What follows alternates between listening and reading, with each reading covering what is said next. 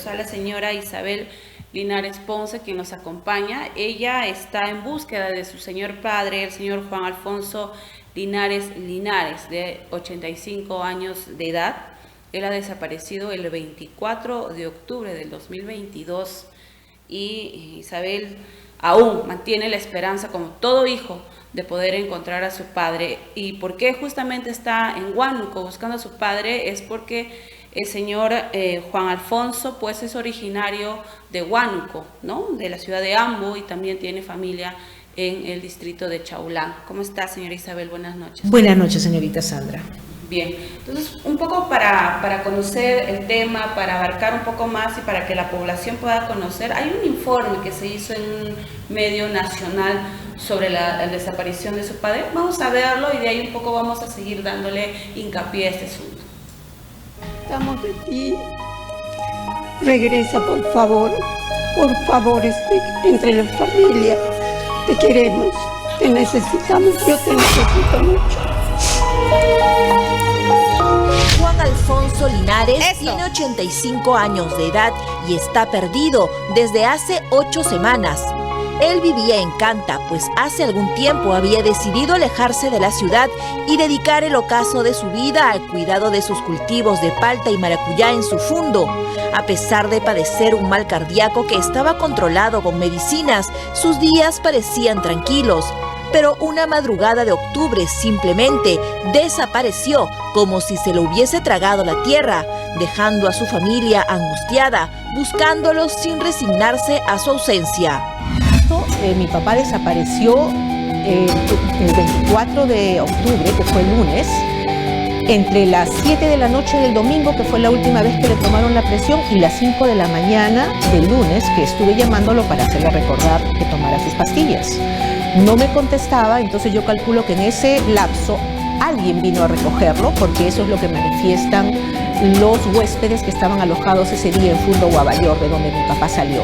La huésped cuenta que ella oyó que alguien lo llamaba a mi padre desde afuera y creyó escuchar a mi padre, no lo vio. Por eso es que tampoco sabemos cómo salió vestido. Eso sí, salió con una mochila negra y sabemos pues que no se fue solo, se fue con alguien que lo recogió. Y ese alguien sabe dónde se quedó, qué le pasó a mi papá, dónde está. Necesito, por favor, que se ponga en contacto, aunque sea anónimamente, con alguna autoridad o con nosotros para saber el rumbo que ha tomado mi padre o qué cosa le ha pasado. Ni siquiera el guardián del fundo se percató de su supuesta huida. Don Alfonso se había marchado sin avisar, dejando su celular en su habitación para no ser localizado, pero también dejó una nota que explicaba su radical decisión. Al menos eso es lo que se presume, pues no se puede descartar que haya sido obligado a escribir esta despedida. A las 8:30 de la mañana me logró contestar el guardián y le digo, ve a su cuarto. Mi papá parece que se ha quedado en la cama, verifica, ve por la ventana, me dijo que la puerta estaba cerrada. Y entonces en ese momento yo pensé, mi papá se infartó en el camino. Me fui al kilómetro 22 del paradero, le mostré la foto a todos y le dije, ¿tienen algún incidente tal vez? Me dijeron que no, que por si acaso dejar un audio en el WhatsApp, así lo hice, y de ahí partí hacia Fundo Guavayor, que queda a 40 minutos de Caraballo. Cuando llegué a su cuarto, me encontré con 2 notas. Bien, esta es un poco la historia, ¿no?, de la desaparición de su señor padre. Él vivía solo en Canta. En Santa Rosa de Quibes, provincia de Canta, en Lima, pero no vivía solo, vivía con el guardián y una señorita que le tomaba la presión 3 veces al día, ¿no? ¿Su papá era medicado? ¿Tenía alguna enfermedad? Sí, mi papá tenía un diagnóstico de hipertensión arterial resistente a las medicinas y últimamente se había complicado con una arritmia cardíaca, tomaba muchas medicinas. ¿Y cuántas veces a la semana o cómo era la visita o con ustedes, cómo se comunicaba? Perfecto. Generalmente yo lo llamaba temprano, porque yo también soy de despertarme muy temprano, y ese día justamente me di cuenta que mi papá no estaba, porque yo a las 5 de la mañana normalmente lo llamaba para hacerle recordar que tomara sus medicinas, porque cuando no lo hacía, él lo tomaba apenas despertaba y amanecía con unas presiones demasiado altas, ¿no? Entonces, para evitar eso, yo hacía que se la tomara a 1 o 2 horas antes de que se despertara, saliera de la cama. Entonces lo llamaba con esa frecuencia porque la verdad es que yo trabajo en Lima y a 40 minutos de donde él vivía, que es una casa de campo donde él cosechaba y sembraba frutales, ¿no? Paltas principalmente. Y los domingos religiosamente iba a llevarle sus víveres, a visitarlo, a ver cómo estaba. Los lunes regresaba conmigo a Lima, paseábamos por los médicos, ¿no? Que lo controlaban. Y esa era nuestra rutina. Ahora, la propiedad donde él vivía era propia. Sí, le pertenece a mis hijos. Ya, ahora se habla ahí de inquilinos, se habla ahí de otras personas. Huéspedes. ¿no? Lo que pasa es que esa propiedad se llama Fundo Guavayor. El Fundo Guavayor es un sitio turístico de mi propiedad, donde aparte de tener las paltas, nosotros alquilábamos 2 cabañas para visitas familiares, ¿no? Entonces ese día había huéspedes, el día que mi padre desaparece. Y esos huéspedes no supieron dar razón tampoco de su... Mire, la Divincri en Lima, la unidad especializada de desaparecidos, ya los ha interrogado y repiten lo mismo que yo dije en la entrevista, ¿no? Que lo único que saben, que reconocen, que recuerdan, es que alguien lo llamó a mi padre desde afuera. O sea que mi padre no se fue solo y no se fue con alguien que desconociera, se fue con alguien que conocía, ¿no? Probablemente le confió sus planes de comenzar su último viaje y por eso es que pensamos que aún no habiéndolo encontrado, habiéndolo buscado en las morgues, en los albergues para ancianos, en los hospitales, en todas partes, al no encontrar a mi padre todavía, hay una hipótesis de que podría estar esperando la muerte sin sus medicinas, porque las dejó todas. Él siempre se quejaba de no querer una vida artificial, que uno tenía que vivir siempre y cuando no necesitara médicos, medicinas. Y últimamente yo le voy a comprar un aparato para el apnea, para que no le diera apnea de sueño. Me parece que eso lo tenía un poco fastidiado porque pensaba que estábamos tratando de extenderle la vida y él ya sentía probablemente los estragos de la vejez. Ahora, se menciona ahí una nota que había dejado supuestamente su padre. ¿Qué decía esa nota?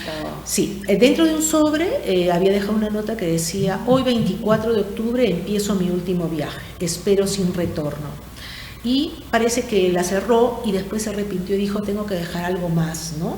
Y escribió en un papel aparte, entre comillas, un pensamiento, porque mi papá era como un poeta, le gustaba sacar pensamientos, era muy inteligente, es muy inteligente. Decía: la vida es bella mientras uno esté sano, no tenga dolencias y no tenga 85 años. O sea, como quien decir, la vida ya no es bella para mí, ¿no? Ahora, durante las últimas semanas que ha tenido contacto con su papá, ¿usted ha notado algo raro? ¿Ha notado que su papá tal vez emocionalmente no estaba bien?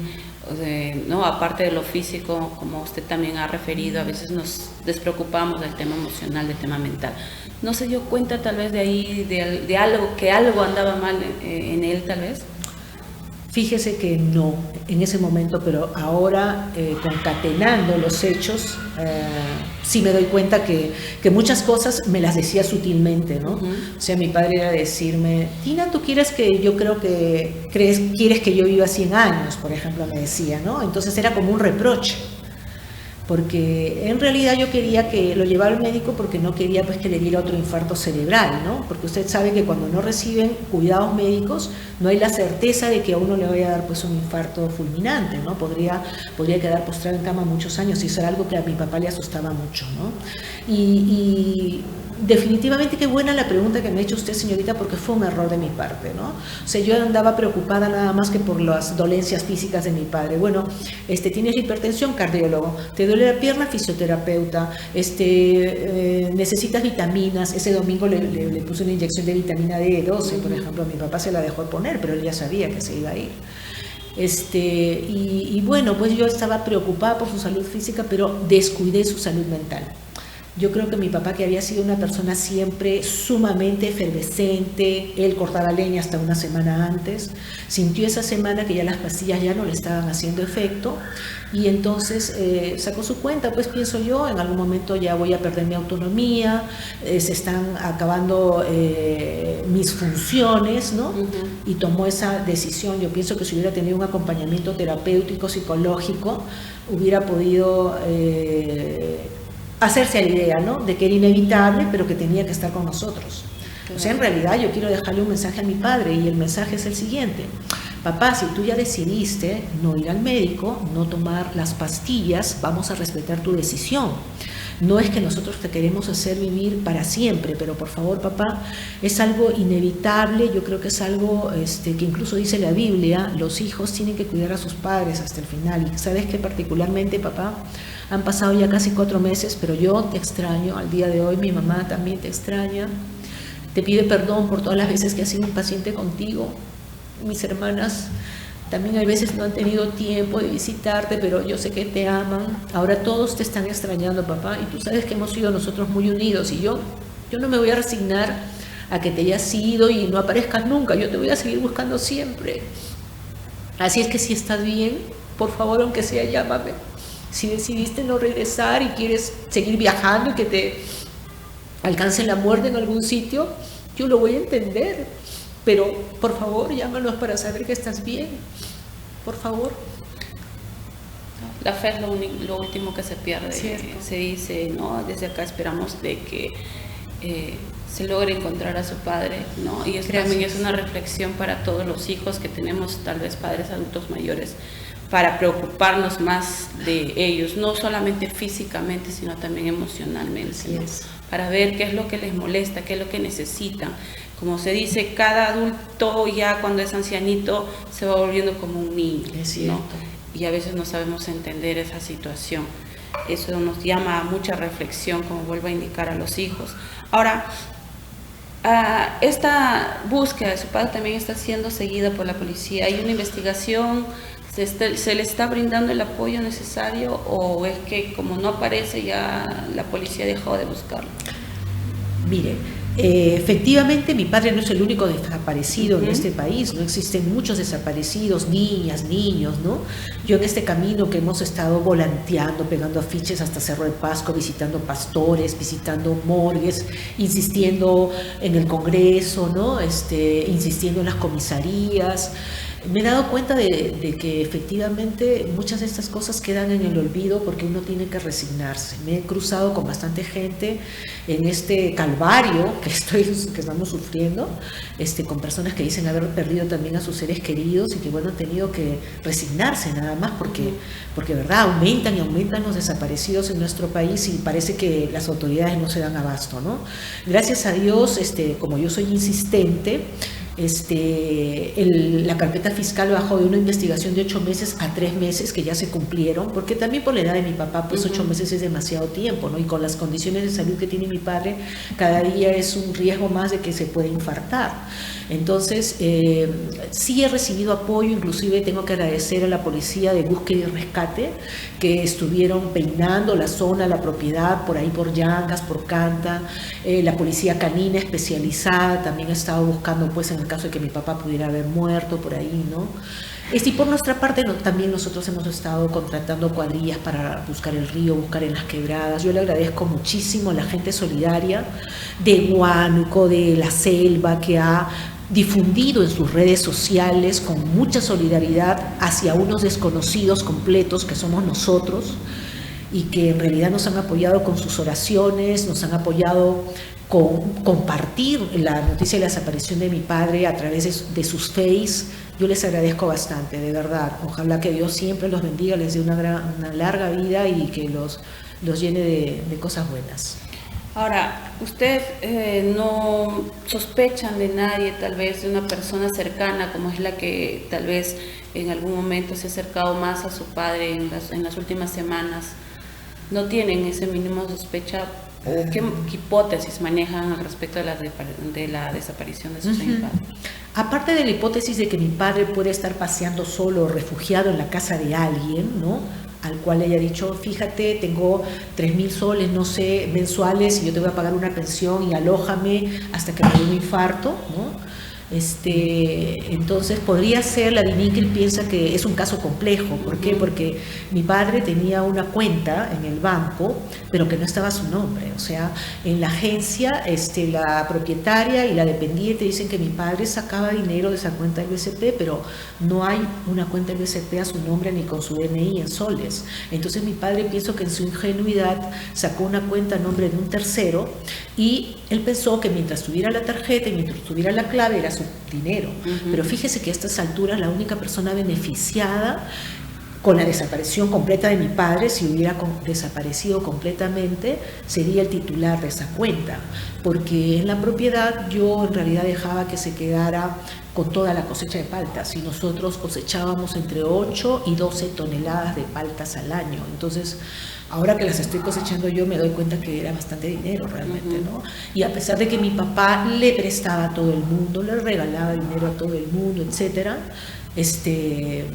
creo que de todas maneras tenía dinero, ¿no? Con el cual ha podido confiar en la persona equivocada, en algún vecino, en algún amigo, en algún familiar, y decirle, fíjate que ya no quiero vivir, me siento, como le decía a los vecinos, ¿no? Estoy sintiendo que vivo una vida artificial, ya estoy durmiendo con oxígeno, las pastillas ya no me hacen efecto, ya estoy aburrido, ya llegó la hora de morir, ¿no? Entonces, ¿qué te parece si me llevas tú de paseo por algún sitio?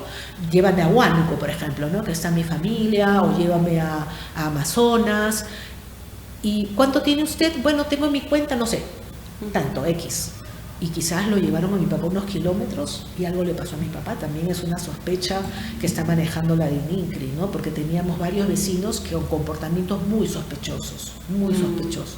Ahora, usted ha indicado pues justamente que tiene, o él es justamente de Ambo, tiene familia en Chaulán. ¿Ya se comunicó con esa familia, tal vez ya indagó por esa zona? ¿Ha visto, no sé, tal vez ha conversado con alguien de esos lugares? El día de hoy, que llegué temprano, nos dirigimos con una persona que nos está ayudando a pegar en los postes, los afiches, ¿no? Nos acercamos a la municipalidad, entregamos los detalles de mi padre para que también a través de sus redes pudieran compartir la noticia y que la gente se pudiera solidarizar con nosotros y también replicarla, ¿no? Porque esto de las redes sociales ahora es tan importante y, como les digo, por la edad de mi padre es de vital importancia que se haga en corto tiempo. En Ambo, lo que pasa es que, mire, mi papá tenía 85 años. Entonces, cuando yo hablo de que tenía su familia, o sea, era una familia que ya prácticamente no existe, ¿no? Pero yo recuerdo haber viajado hace años a Lamas con mi papá, por ejemplo, y nos encontramos con unas personas muy parecidas a mi abuelo. Entonces mi papá se emocionó mucho porque pensaba que en realidad tenían que ser familia de él, ¿no? Entonces pienso que por ahí siempre hay familiares. Yo, por ejemplo, me apellido Ponce.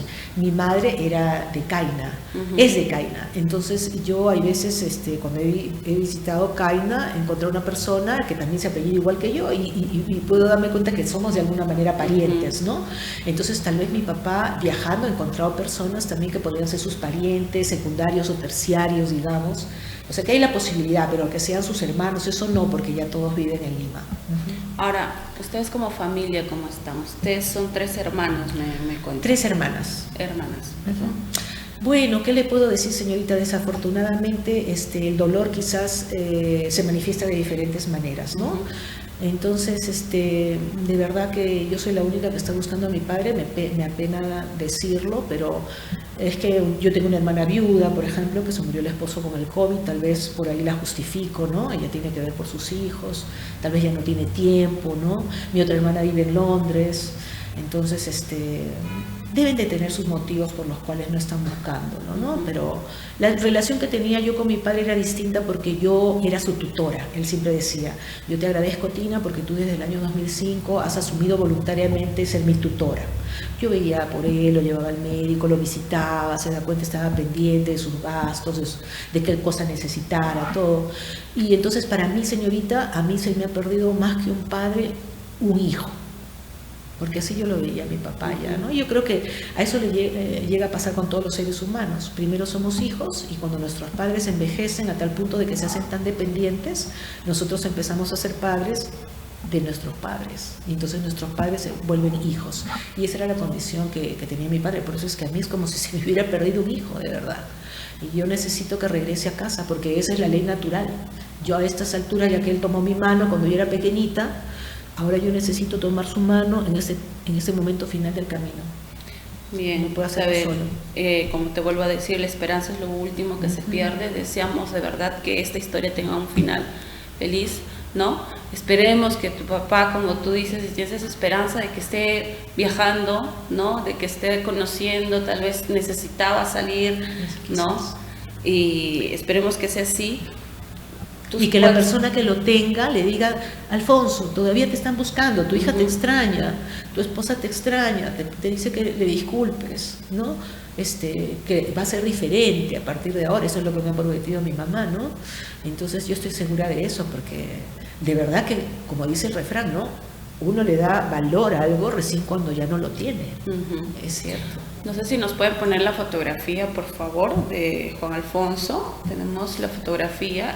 Él es Juan Alfonso, se lo está buscando ya desde octubre, como volvemos a repetir, desde octubre del 2022. Cualquier persona que lo haya visto, tenga información de él, pueda tal vez darle a conocer de que su familia aún lo sigue buscando, se pueden comunicar a esos números. Esta fotografía con el número en pantalla están en las redes sociales, tanto del programa En Contacto como también del canal, para que puedan tener pues a bien, si es que lo ven, comunicarse con la familia. Como usted ve, pues no, los hijos o la hija del señor Juan Alfonso aún tiene la esperanza de poder encontrar a su padre. Puede dirigirse al público, tal vez a su padre, para que si es que lo pueda ver, escuchar con algunas palabras que le quiere decir, ¿no? Perfecto, gracias.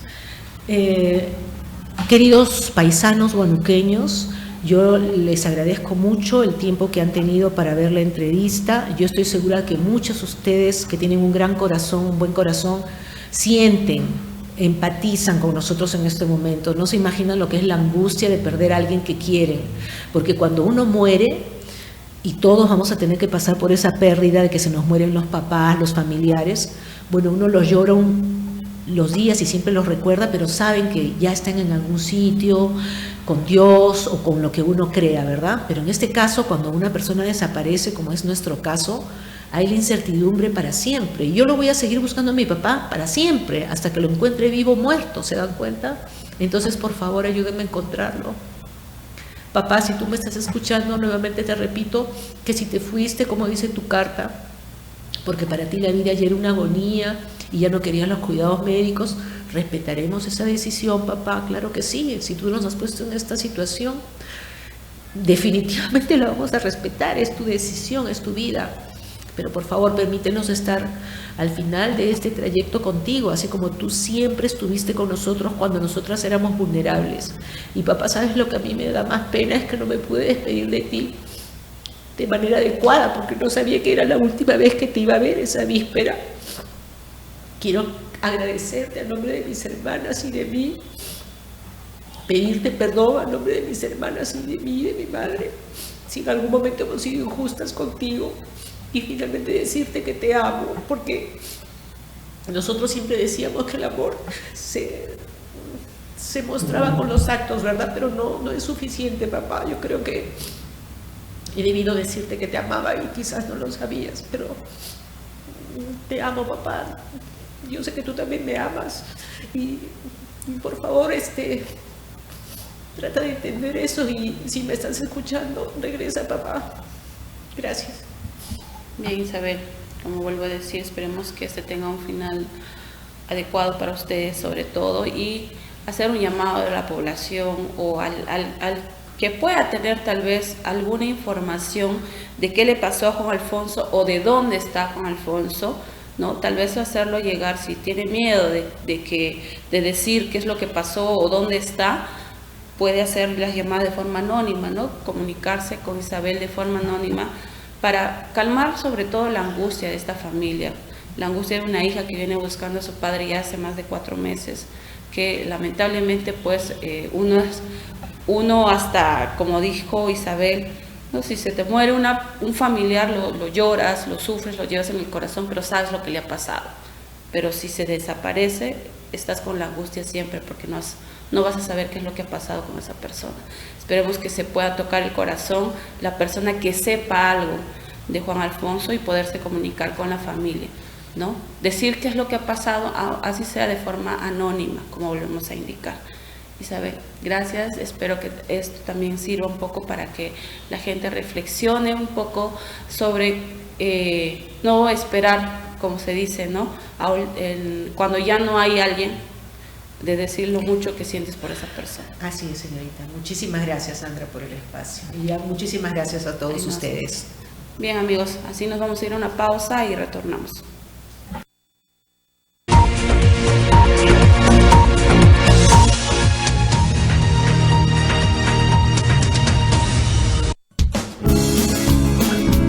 Todo comienza con